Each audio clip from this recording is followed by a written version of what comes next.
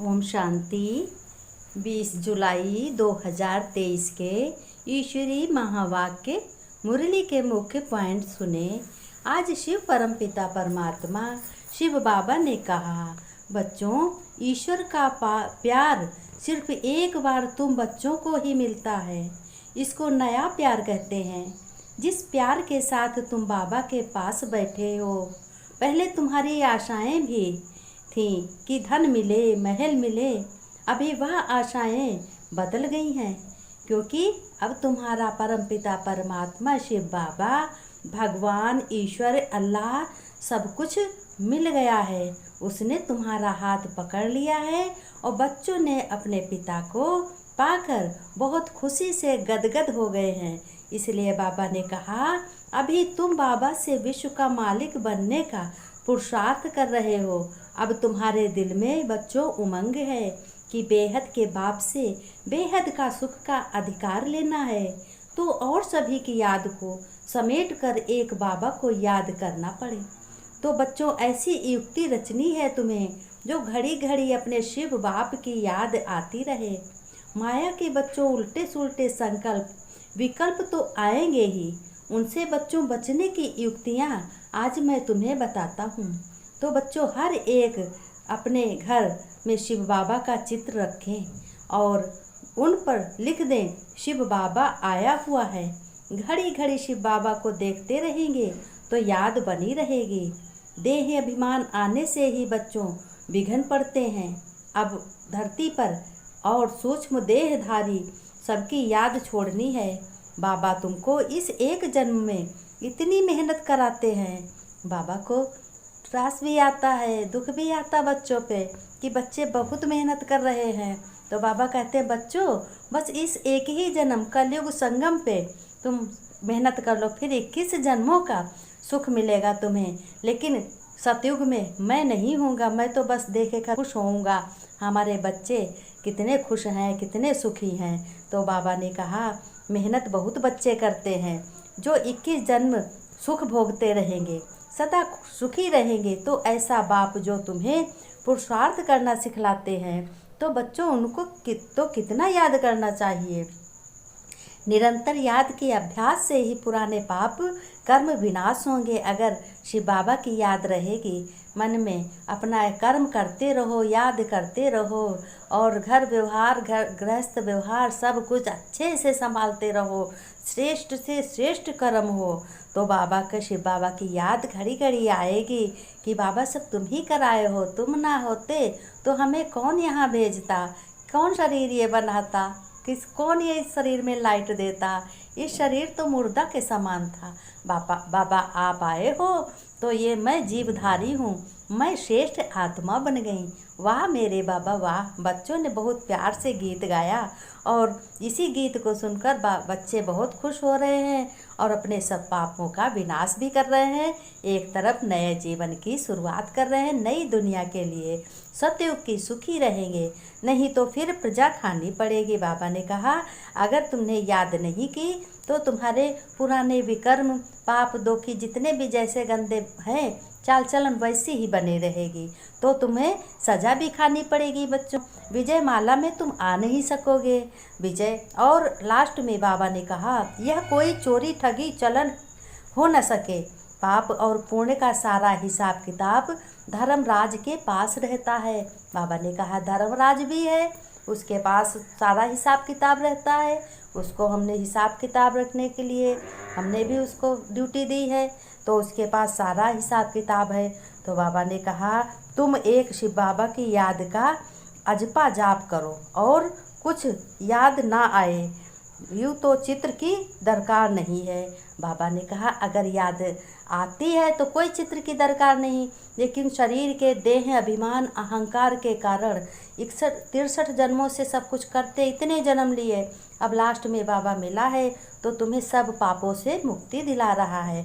तो बाबा कहते हैं, तो माया भुला देती है, फिर शिव बाबा ने कहा, बच्चों सुदर्शन चक्रधारी बनो, क्योंकि हीरे को दागी बनाने वाला केवल दो बातें हैं। बाबा ने कहा, बच्चों हीरे को, तुम हीरे समान हो। अब तुम शिव बाबा के बच्चे, ईश्वर के, भगवान के बच्चे बन गए हो, तो तुम हीरे तुल्य हो गए। आज बाबा ने अपने बच्चों को हीरे की तुलना दी है, हीरे समान बताया है।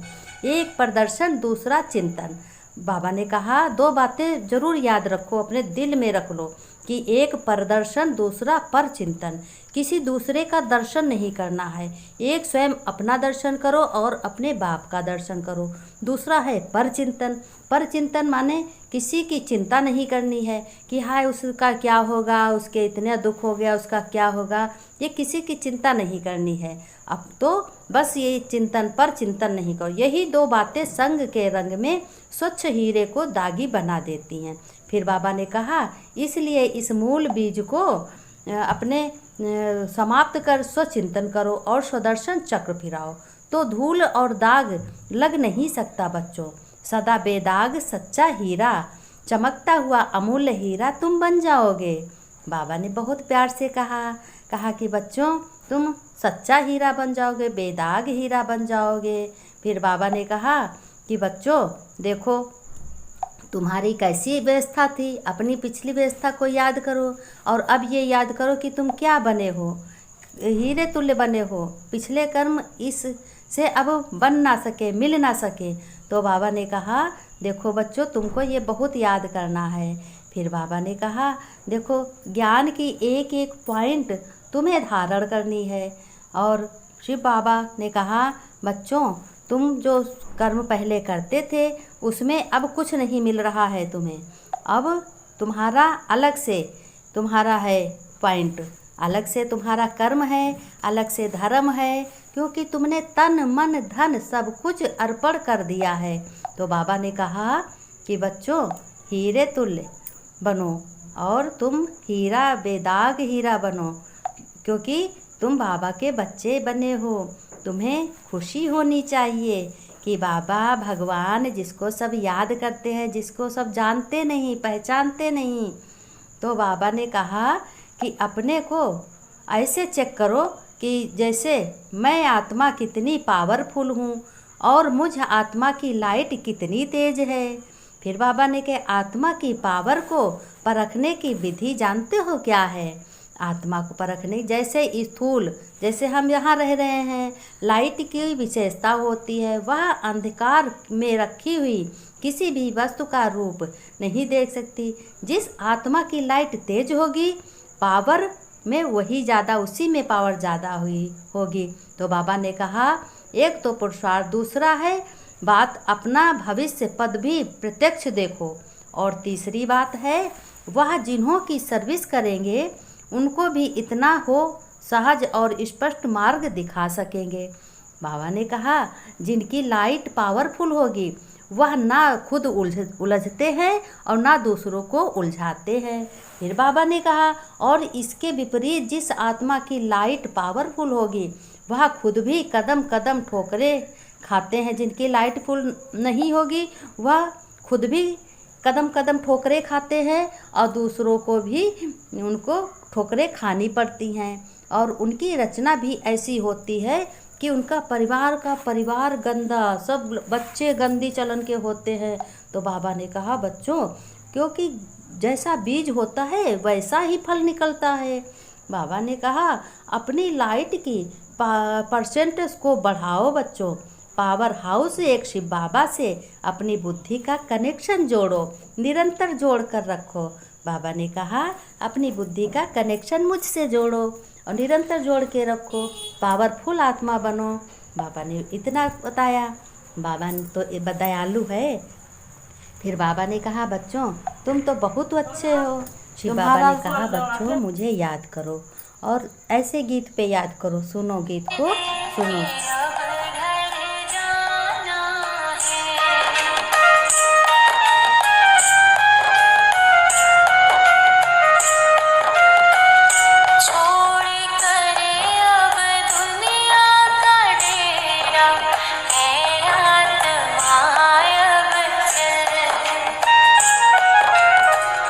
तुझ बिन सो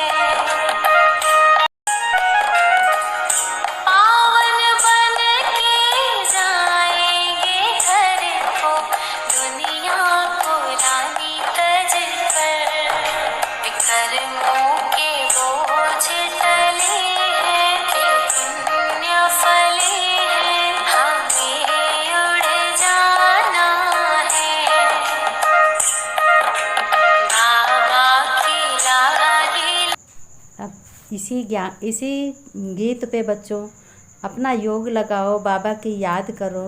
देखो कैसे आत्माएं और बच्चे गीत गा रहे हो। इसी प्रकार से अपने मन को शिव बाबा में लगाओ और शिव बाबा का घड़ी घड़ी चित्र देखो। अपने पुराने पापों को दूर करो, नए गुणों को धारण करो, बाबा की श्रीमत पर चलो और अपने घर को स्वर्ग बनाओ। घर परिवार को खुशहाल रखो, सभी से अच्छे बोलो, क्रोध ना दिखाओ, सभी को, अपने बच्चों को, अपने परिवार को प्यार से संभालो। ओम शांति।